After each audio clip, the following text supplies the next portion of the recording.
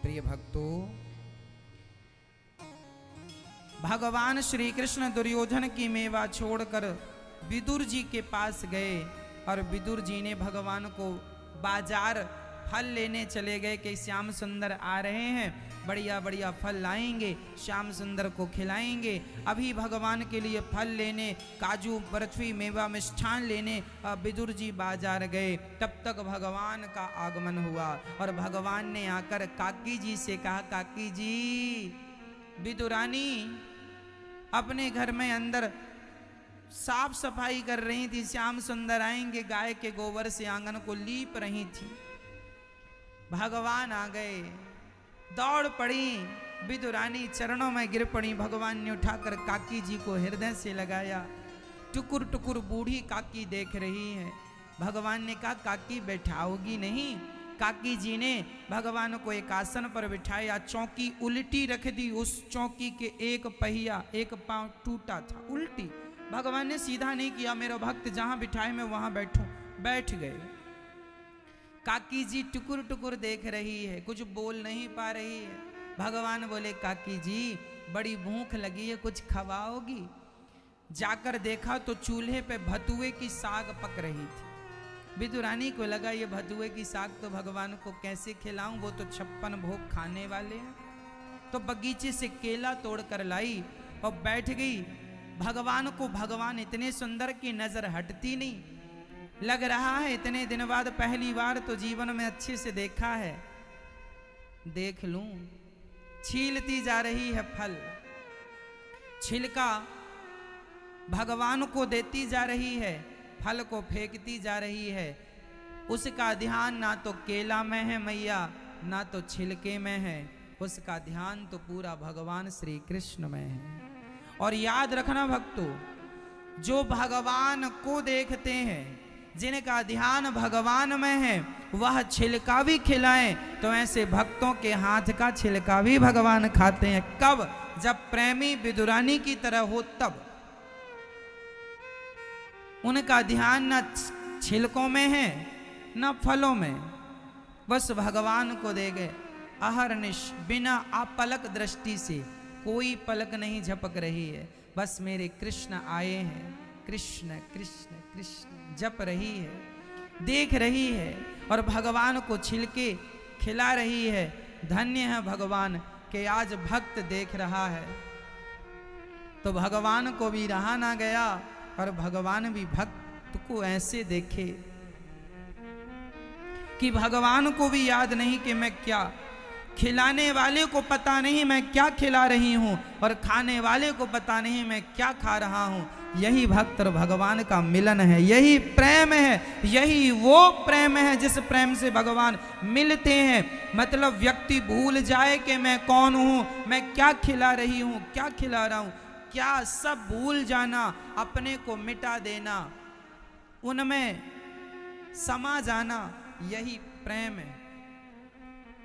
जब तक मुझे मेरा पता था तब तक मुझे उसका पता नहीं था।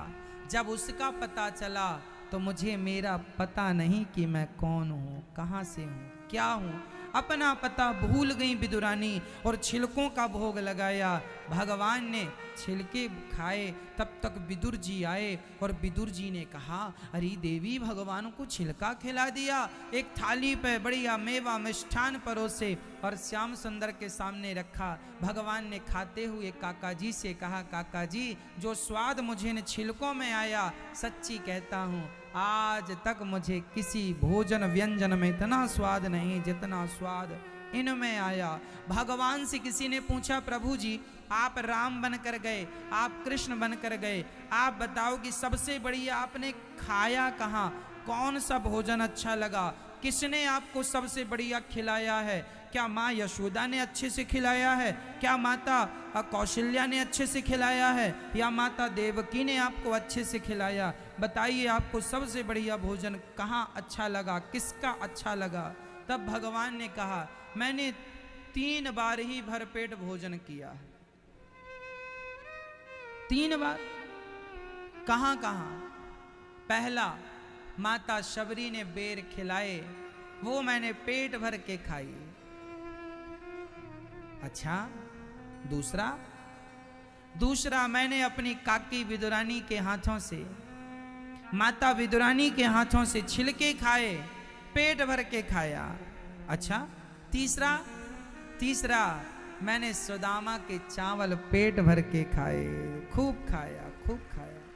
सुदामा के चावल, शबरी के बेर और विदुरानी के छिलके, 3 बार भगवान भोजन करते हैं पेट भर के। क्या अर्थ निकला इसका? भगवान वस्तु के भूखे नहीं हैं, भगवान भाव के भूखे हैं। भाव का भूखा हूं मैं, भाव ही एक सार है, और भाव से भजले मुझे तो भव से बेड़ा पार है। बिना भाव के सब बेकार हैं भक्तों। मोहन प्रेम बिना नहीं मिलते, चाहे कर लो कोटि उपाय। कितना भी हम कुछ कर लें, प्रेम के बिना सब व्यर्थ है, सब मिथ्या है। प्रेम ही सार है। एक सज्जन ने हमसे कहा, महाराज जी बताओ, ब्रह्म सत्य है कि जगत सत्य है? हमने कहा, भैया मैं बहुत ज्यादा पढ़ा लिखा नहीं हूं, पर मुझे ये समझ में आया, ना तो ब्रह्म सत्य है ना तो जगत सत्य है। उस ब्रह्म के प्रति जो भक्त का प्रेम है वही सत्य है। वो प्रेम ही सत्य है। प्रेम है तो सब ठीक है, और प्रेम के बिना थोथा ज्ञान किस काम का? खाली ज्ञान।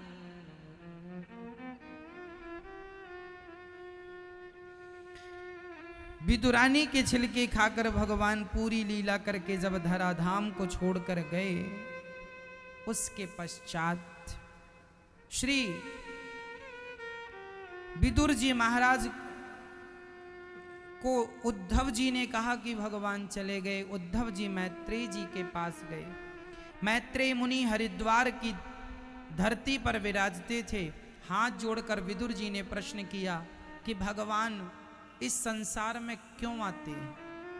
तब कहा, सुनो, भगवान नारायण ने ब्रह्मा जी को उत्पन्न किया। ब्रह्मा जी से मनु और शत्रुपा का प्राकट्य हुआ। 12 भगवान ने पृथ्वी की स्थापना की, हिरण्याक्ष को मारा, और 12 भगवान ने जब पृथ्वी स्थापित की तो उस पृथ्वी पर मनु शत्रुपा ने 5 संतानें उत्पन्न की। 3 बेटियां 2 बेटे। आकुति का विवाह रुचि प्रजापति से हुआ, जिनके यहाँ यज्ञ भगवान हुए। दूसरी बेटी मनु जी की देवहूति, माता देवहूति का विवाह करदम जी से हुआ। करदम जी ब्रह्मा जी के छाया पुत्र। करदम जी का मन विवाह में बिल्कुल नहीं था, लेकिन उनके पिता ब्रह्मा जी ने कहा, पुत्र विवाह कर लेना, मनु आप अपनी बेटी लेकर आएंगे, आप विवाह कर लेना, आपकी आज्ञा है, ठीक है। करदम जी ध्यान मग्न थे, और मनु जी आए, कहा हमारी बेटी से विवाह कर लो। ठीक है, कर लेते हैं। विवाह हुआ, और विवाह होते ही करदम जी ध्यान में डूब गए। अर्थ क्या निकला? विवाह करना बुरा नहीं है मैया, परंतु विवाह भोग प्रधान ना हो जाए। विवाह गृहस्थी भोग प्रधान ना हो, गृहस्थी भक्ति प्रधान हो। आज लोग अपने गृहस्थ को भोग प्रधान बनाए हैं। गृहस्थ भक्ति प्रधान होना चाहिए। भक्ति ठीक है, भगवान के प्रति प्रेम अच्छा है, उचित मात्रा में सब सही है, अधिक नहीं, अनुचित कुछ भी नहीं। इसलिए पति पत्नी गृहस्थ में रहें, पर भोगी बनकर नहीं, भक्त बनकर के रहें। भगवान का चिंतन करें, ताकि आपकी गृहस्थ जीवन, गृहस्थी सफल हो। परिणाम क्या हुआ? करदम जी ध्यान मग्न हो गए। 40 साल की समाधि लगी। देवहूति बूढ़ी हो गई। करदम जी ने कहा, देवी आप कौन हैं? समाधि खुली तो पहचान ना पाए। महाराज हम आपकी पत्नी हैं। अच्छा, तुमने तो बड़ा त्याग तपस्या की, बताओ क्या चाहती हो? आपसे एक पुत्र की कामना है। माता देवहूति को एक सरोवर में स्नान कराया।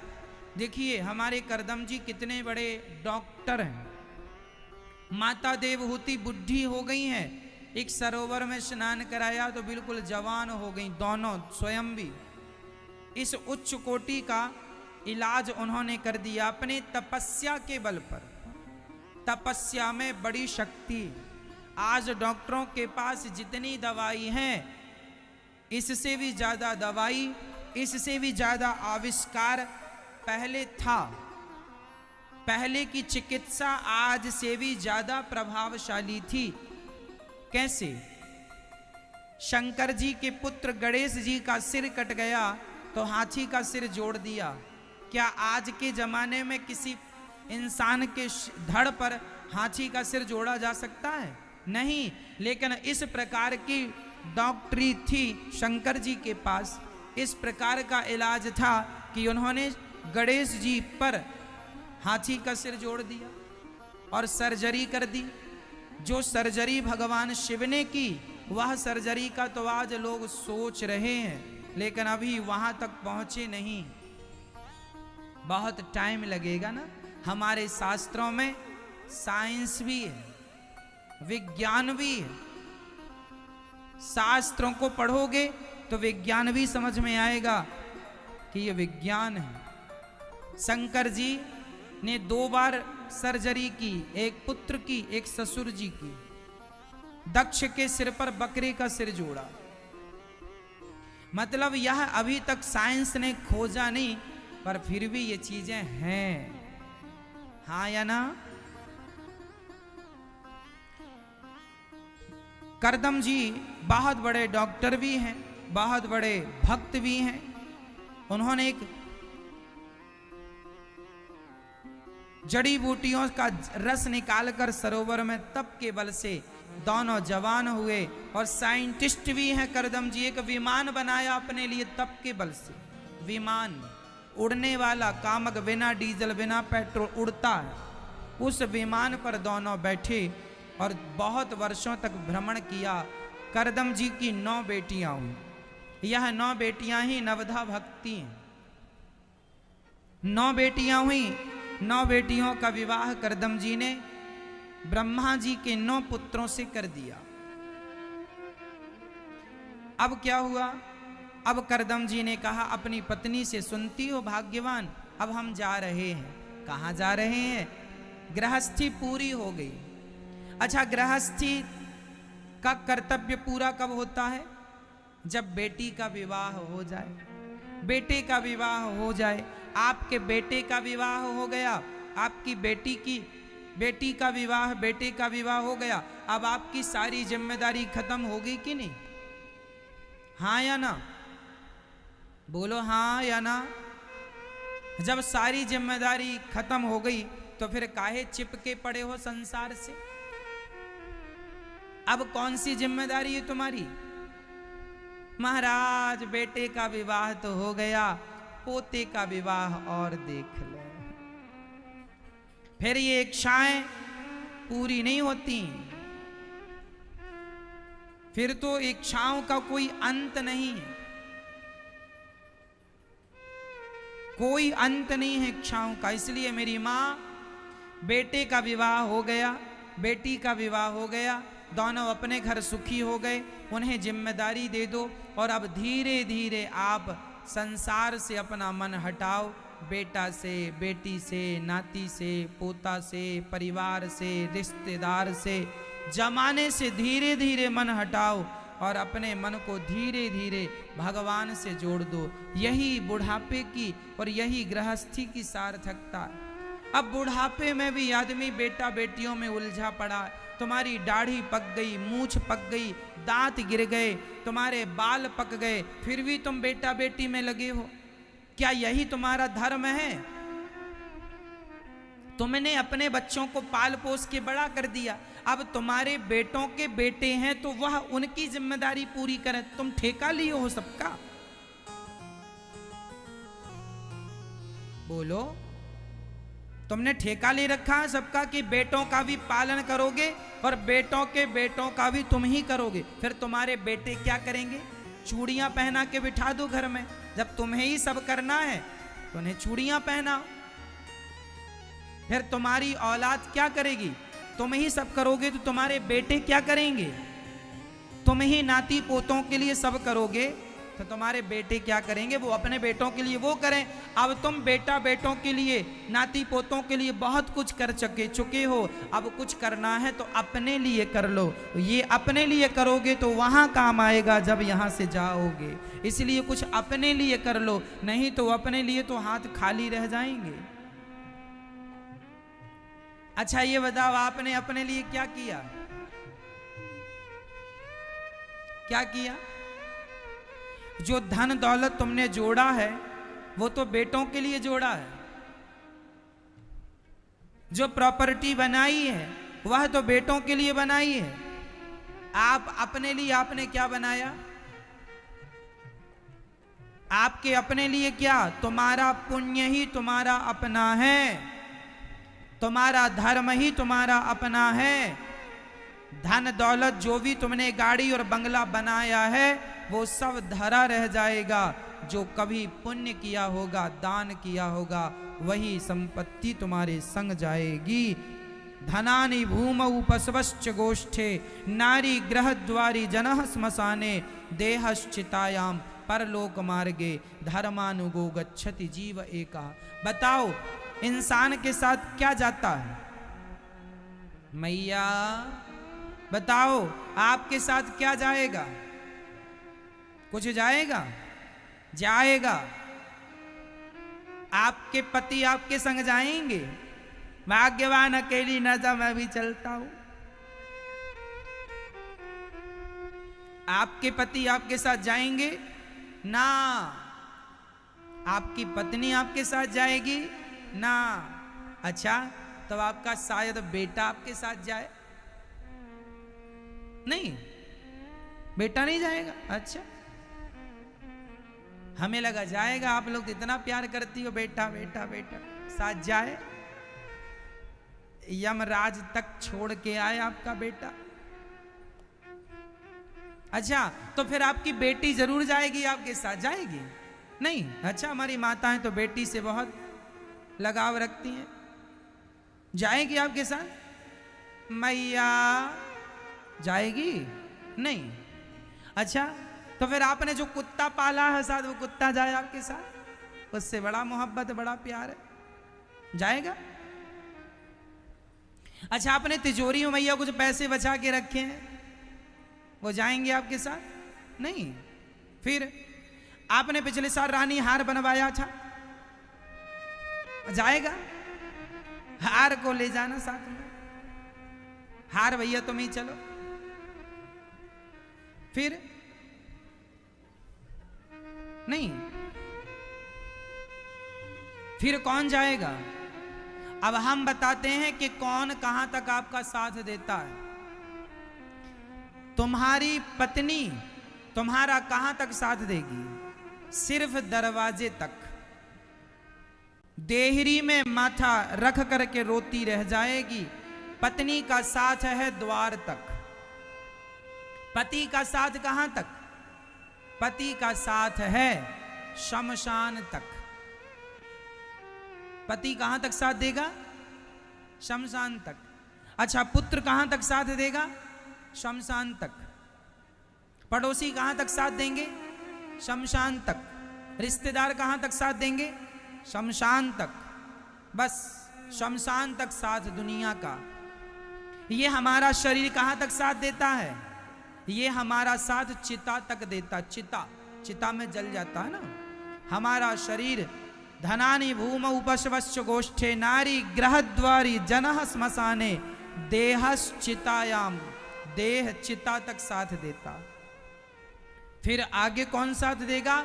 बोले धर्मानुगो गच्छति जीव एकहा। उसके बाद आपका किया गया पुण्य आपका संगी और साथी बनता है। जो पुण्य किया होगा वह आपके साथ जाएगा। इसलिए मेरी माँ समय रहते कुछ पुण्य कर लेना, समय रहते कुछ अच्छे काम कर लेना, वही हमारा साथ देने वाले हैं। पाप करते जिंदगी गुजर गई, थोड़ा समय पुण्य में लगाना, पुण्य जरूर करना। बेटा बेटी